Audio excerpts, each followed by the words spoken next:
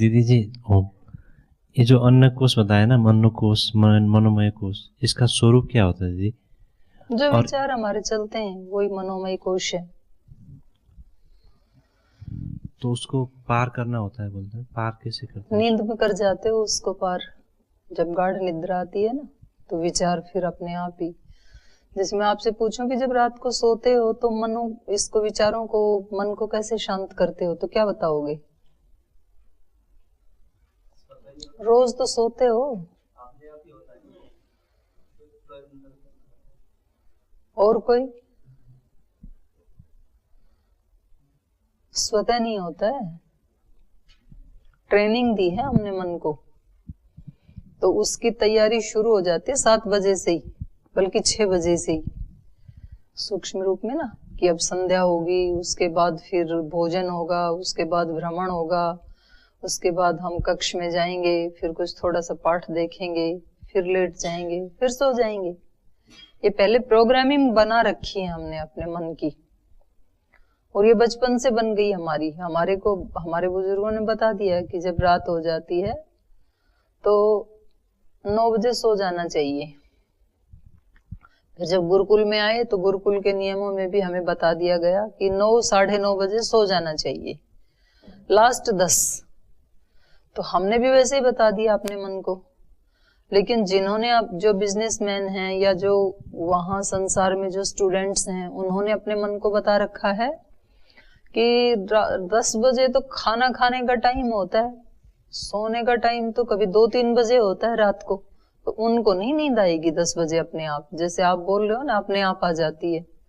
अपने आप ही यदि आए तो उनको भी आ जाए ना। उनका तो खाने का टाइम होता है। जैसे कई बार हम प्रवास पे जाते हैं तो हम इंतजार करते रहते हैं कि अब संध्या भी कर ली, ध्यान भी कर लिया, अब शायद खाने के लिए पूछेंगे, और फिर हम मतलब परेशान होके और ऐसे सोचते हैं कि चलो कुछ पानी पूनी, कुछ छोटा मोटा कोई फल आदि मिल जाए।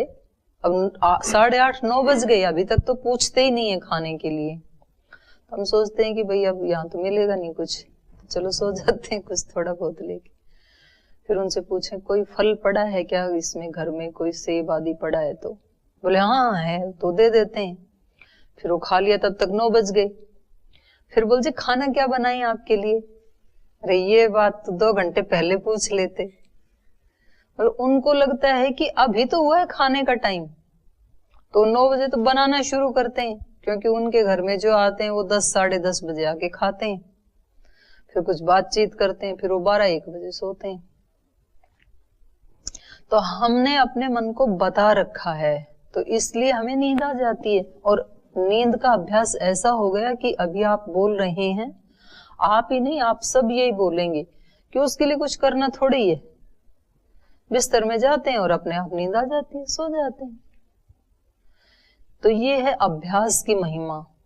ऐसे ही योगी कहता है मन को रोकने के लिए कुछ करना थोड़ी ही होता है। तो उन्होंने प्रोग्रामिंग की हुई है कि जब भी हम ऐसे ध्यान में बैठेंगे तो बोलते अब तो चुप हो जाओ, और वो चुप हो जाता है। जैसे आपको झट से नींद आ जाती है 5 मिनट में, ऐसे योगी को ध्यान लग जाता है। उसने भी ऐसा अभ्यास बना लिया। तो ये बनता है, लेकिन अपनी उससे ही, अपने विचार से बनता है ये। हम अपने मन को जो बताते हैं, मन सुन लेता है। आप अपने मन को कहते हो कि 4 बजे उठना है मेरे को, मतलब दृढ़ निश्चय हो तब। ऐसे तो झूठ मूठ तो बोलते ही रहते हैं और उठते भी रहते हैं। दृढ़ निश्चय से आपने बोला 4 बजे उठना है, तब घड़ी की जरूरत नहीं है, मन अपने आप उठा देगा आपको। आप बोलेंगे 3 बजे उठना है तो 3 बजे उठा देगा, 5 बजे उठना है तो 5 बजे उठा देगा।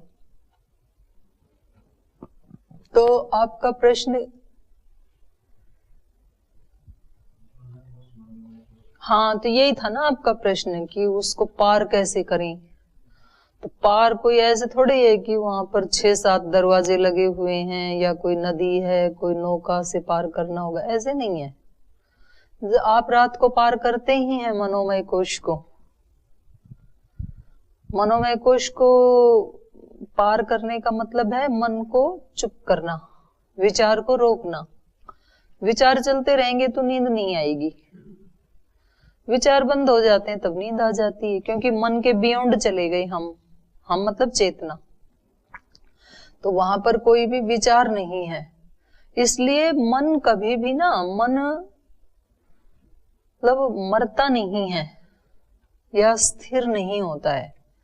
मन को ट्रैक चेंज करना पड़ता है। साधक जो है ना, वो उसकी दिशा मोड़ देते हैं, बस संसार से हटाकर ईश्वर की ओर उसकी दिशा हो जाती है। तो मन अमन बन जाता है। अमन मतलब अमन, मन है ही नहीं। जैसे नींद में कैसे लगता है, जैसे मन है ही नहीं, काम नहीं कर रहा ना, तो मन अमन बन जाता है। और अमन मतलब क्या होता है? शांति। अमन, सुख, चैन ऐसे बोलते हैं ना। तो शांति कब होती है? जब मन चुप हो जाता है, मन अमन बन जाता है, शांति शांति है फिर। या मन नमन बन जाता है, न मन, मन जैसे है ही नहीं, तो न मन नमन। नमन मतलब, नमन मतलब शाब्दिक अर्थ, संस्कृत पढ़ते हो ना, नमन, नमन करना, प्रणाम करना। तो नमन मतलब जब मन झुक गया, अकड़ू नहीं रहा ईश्वर के सामने, नमन, तो वो नए मन जैसी स्थिति हो जाती है। मन की अमन जैसी, नमन जैसी, जैसे मन है ही नहीं, ऐसी स्थिति हो जाती है। तो ये संकल्प से ही होता है भाई, मनोमय कोश पार।